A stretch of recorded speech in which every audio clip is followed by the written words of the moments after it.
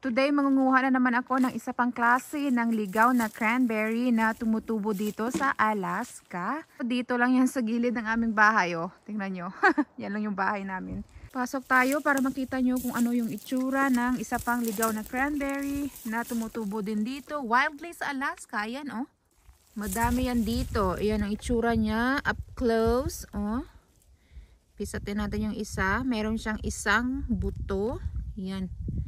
Isang buto na flat. High bush cranberry yung tawag nila dito. Oh, ayan sila. Mga high bush na cranberries. Wala ng dahon yung mga puno dito. Oh. Kailangan ko nang manguha nito bago pa sila tuluyang matuyo. Ayan. Oh, ang ganda. Mahuhulog na sila. Oh, bilis na mahulog. Pag nag-frost pa to ulit, baka magsihulog na yung mga to. Wala na akong makukuha. Kaya, ayan, oh. So, ganito yung itsura pag natuyo na sila, oh. Halos wala na itong katas. Ayan, oh. Ang ganda ng view dito.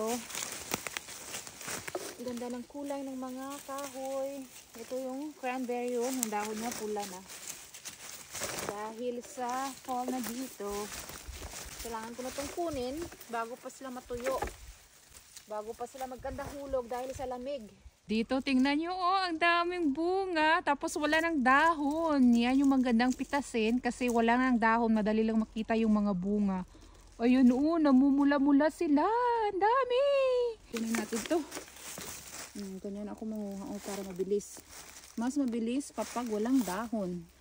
Kasi madali lang silang makita. Ayun, oh.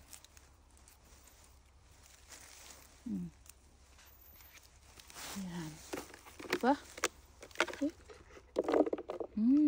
Parang kulay ng Pasko. Ayan. Ayun, oh. Puro pula. Ito, oh. Kunin ko to para sa inyo.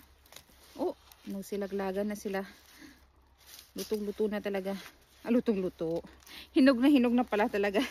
Sorry. Elongga kaday. Ayan. Dami. Dami nila dito. Gusto niyo manguha? Tara. Punta lang ako dito sa aming kagubatan at manguha ng berries. Masaya na ako.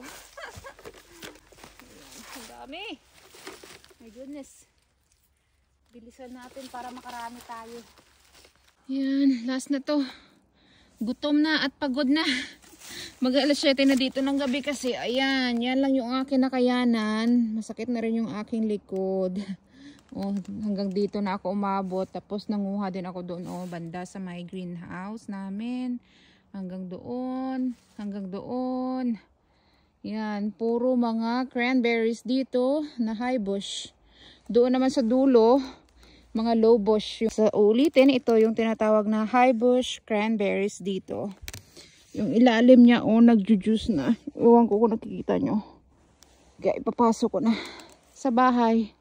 Good night. Ang ganda ng panahon dito ngayon. Hindi masyadong malamig. Yung mga kahoy, oh, may mga dahon pa. Sana hindi lang masyadong humangin para magtagal pa yung mga dahon. Para mas maganda tingnan dito. Yan lang. Good night, everyone. Come on, say bye. Yay, good boy. So, ito na yung mga high bush cranberries na nakuha ko ngayong gabi, oh. Nagjujuice na sila. Ilagay ko lang muna ang mga ito sa freezer kasi wala pang akong time mag-juice. Marami akong pinagkakaabalahan. Hindi na masama. Halos 1 galon din yung na aking nakuha. Ilagay ko na lang ito sa freezer. Yan lang. Bye!